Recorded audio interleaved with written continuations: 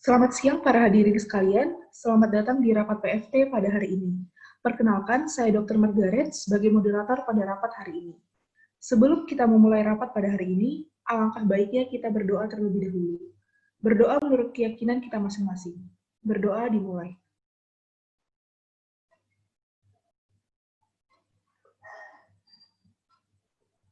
Berdoa selesai.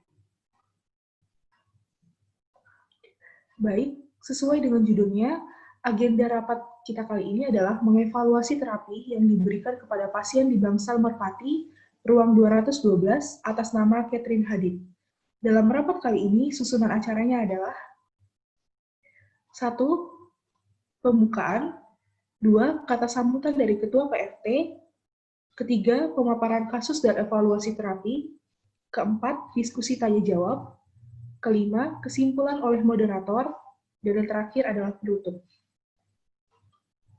Kemudian saya akan memperkenalkan para anggota PFT kita pada hari ini, yaitu Dr. Stella Maris sebagai Ketua PFT, kemudian ada Dr. Latifah Darmawati, ada perawat Maria Magdalena Anggiriti, apoteker Benedikta Fitska Siswiherati, apoteker Agral Serambu Kudurato Amah, dan apoteker Astuti Bobokaria. Sekarang kita akan masuk ke sesi selanjutnya, yaitu sambutan dari Ketua PFT. Dr. Stella, waktu dan tempat saya persilahkan. Ya, baik. Terima kasih kepada moderator atas kesempatan yang diberikan.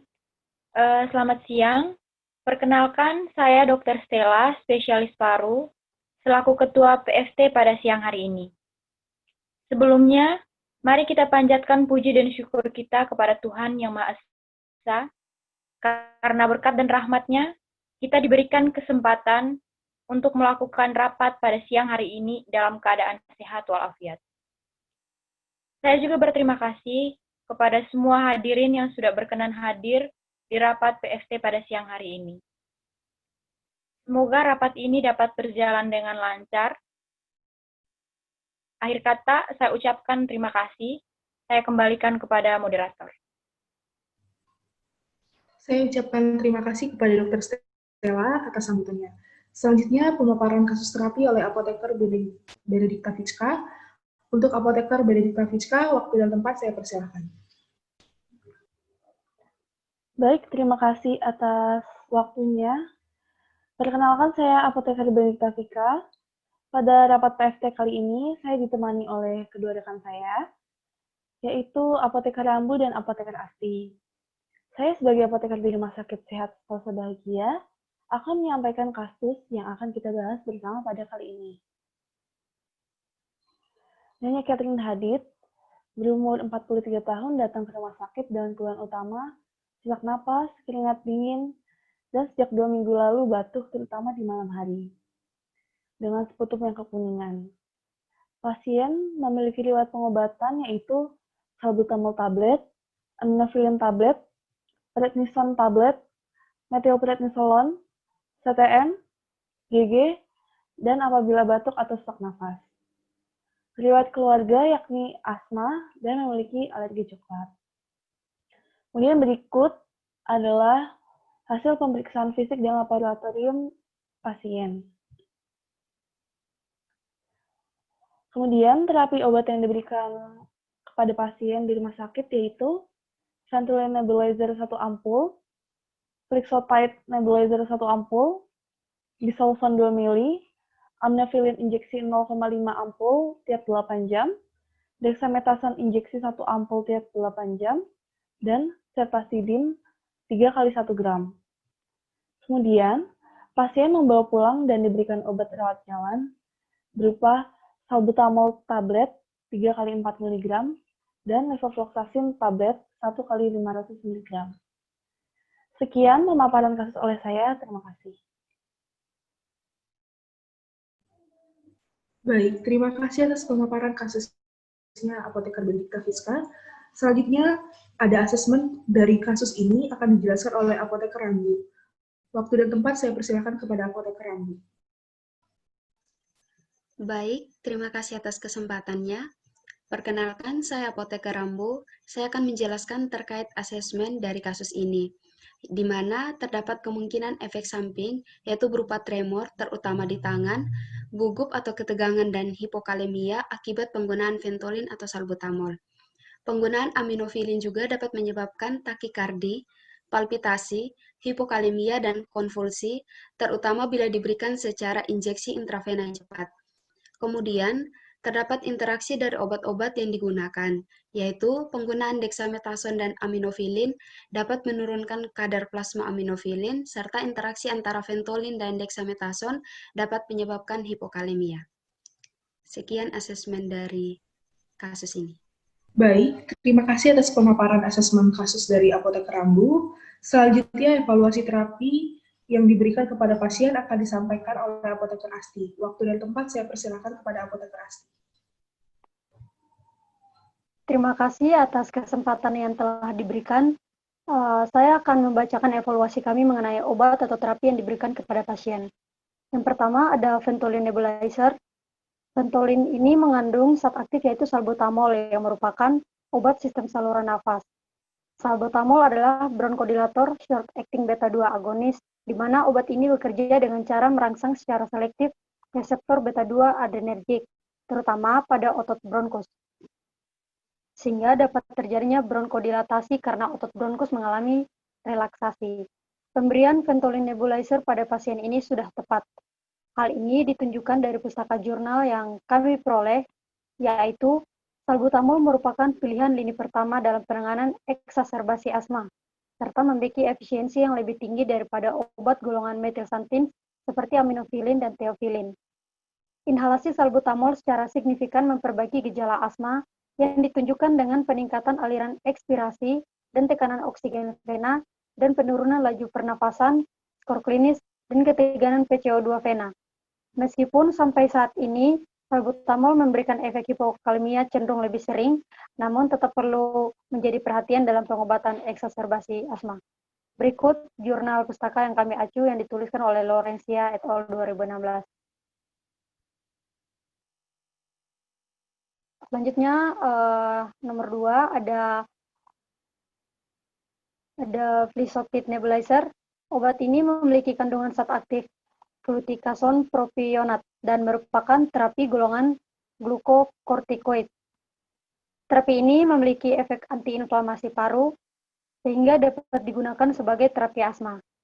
Pemberian Flixotrid untuk terapi pada pasien ini sudah tepat. Hal ini dikarenakan berdasarkan pustaka, Flixotrid efektif sebagai reliever dan terbukti efektif memperbaiki manifestasi klinis asma, seperti peningkatan saturasi oksigen dan PEFR.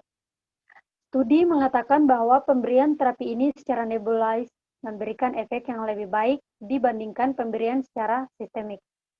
Berikut merupakan jurnal yang kami acu. Yang ketiga ada bisolfon. Bisolfon memiliki kandungan zat aktif yaitu bromhexin HCl, di mana bromhexin HCl ini memiliki mekanisme kerja dengan membuka jembatan disulfida di antara makromolekul yang terdapat dalam dahak. Pemberian bisolfon untuk terapi pasien ini sudah tepat. Berdasarkan sumber pustaka jurnal yang kami dapatkan, bromhexin menunjukkan pengaruh terhadap perubahan produksi sputum, kualitas sputum yang lebih baik, dan batuk yang berkurang secara signifikan. Studi mengatakan tidak terjadi efek samping dari penggunaan bromhexin ini dibandingkan dengan placebo. Berikut ini adalah jurnal yang kami acu.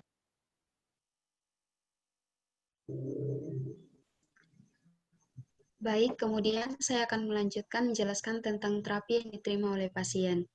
Yang selanjutnya itu ada aminofilin injeksi.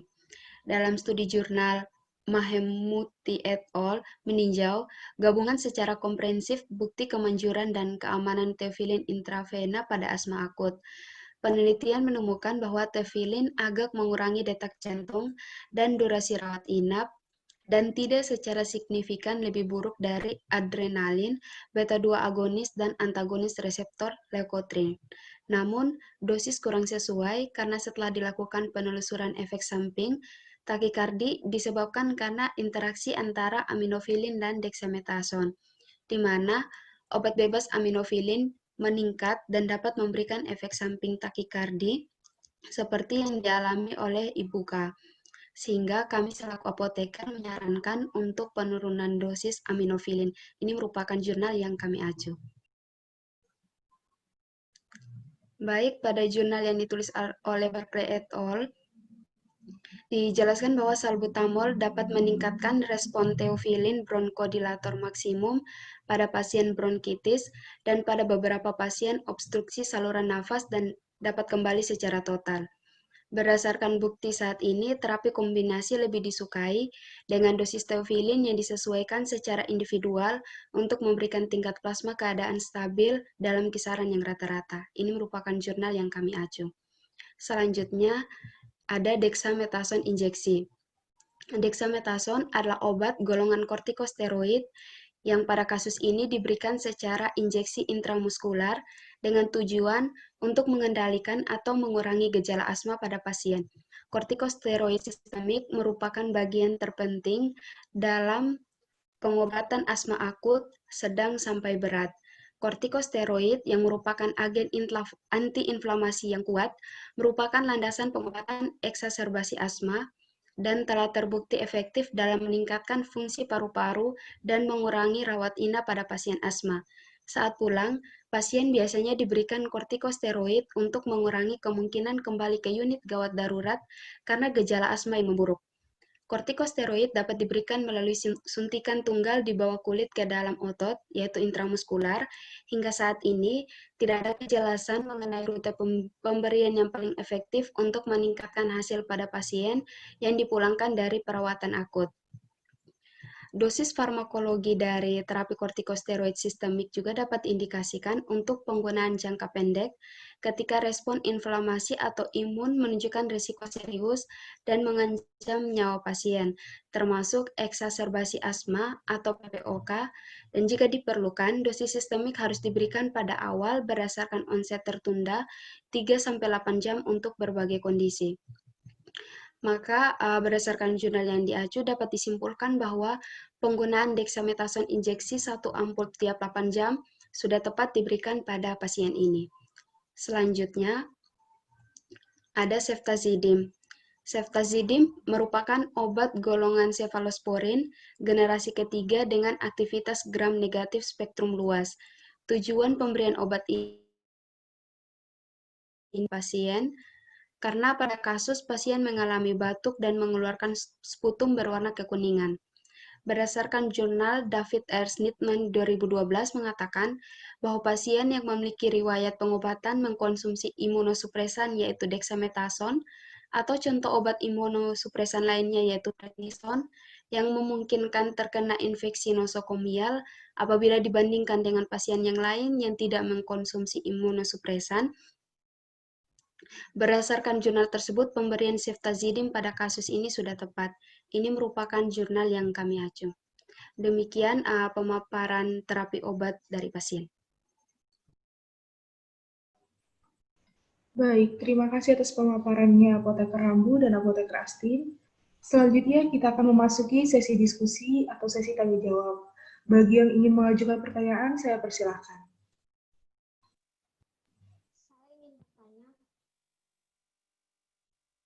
Sebelumnya, perkenalkan, saya perawat Anggi dari Bangsal Matahari. Saya ingin bertanya terkait pemberian terapi aminofilin dan ventolin pada pasien. Tadi dijelaskan bahwa kedua obat tersebut memiliki efek samping hipokalemia. Bisa tolong dijelaskan mekanisme terjadinya efek samping tersebut? Terima kasih. Baik, terima kasih pertanyaannya Perawat Anggi.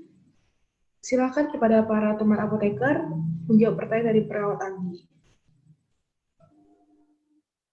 Baik, terima kasih atas waktu yang telah diberikan.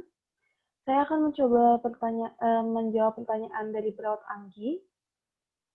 Jadi, untuk menjawab pertanyaan ini, saya akan menunjukkan sebuah jurnal.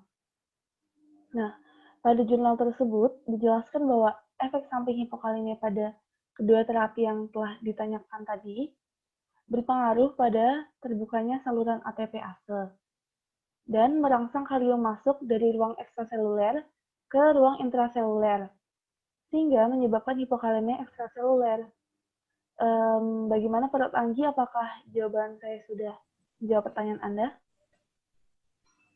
Iya, sudah. Terima kasih atas jawabannya, Apoteker Rizka. Baik, terima kasih Apoteker Rizka atas jawabannya dan terima kasih atas pertanyaannya, Prof. Anggi. Baik, kemudian apakah masih ada yang ingin bertanya? Saya persilahkan. Saya ingin bertanya.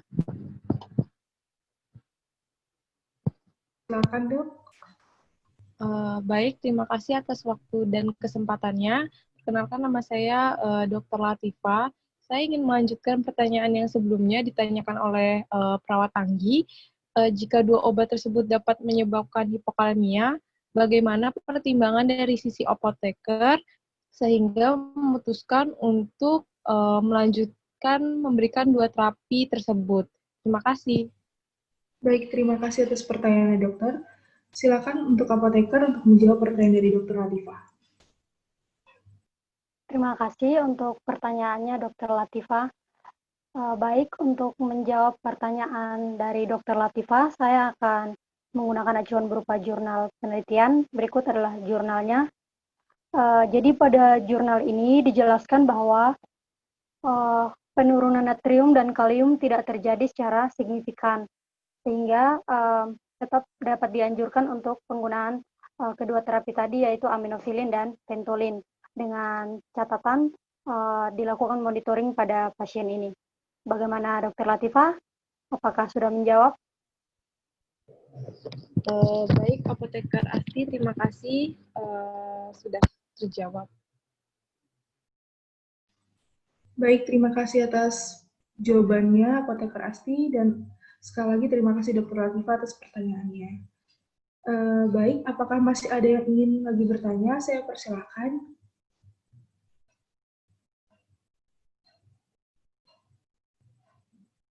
Baik, sepertinya tidak ada lagi ya yang ingin bertanya. Maka saya akan membacakan kesimpulan dari rapat pada hari ini, yaitu terapi yang diberikan kepada Nyonya K sudah sesuai, yaitu Ventolin nebulizer 1 ampul, Fluxotide 1 ampul, Disolvon 2 mili, Aminofilin injeksi 0,5 ampul tiap 8 jam. Tetapi dosisnya diturunkan, karena jika tidak diturunkan, maka dapat menyebabkan efek samping berupa takikardi, seperti yang dialami oleh pasien. Kemudian ada dexamethasone 1 ampul tiap 8 jam, ceftazidime 3 kali 1 gram. Apabila kondisi pasien sudah membaik, maka pasien dapat pulang, tetapi jika kondisi pasien tidak membaik, maka perlu dilakukan evaluasi ulang terhadap terapi-terapinya. Sekian kesimpulan dari rapat kita hari ini. Sebelum menutup rapat hari ini, mari kita berdoa sesuai keyakinan kita masing-masing. Berdoa dimulai.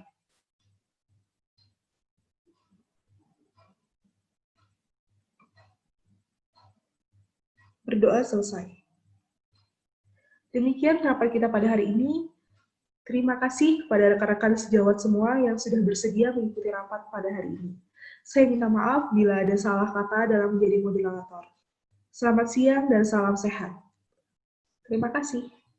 Terima kasih. Selamat siang. Selamat siang.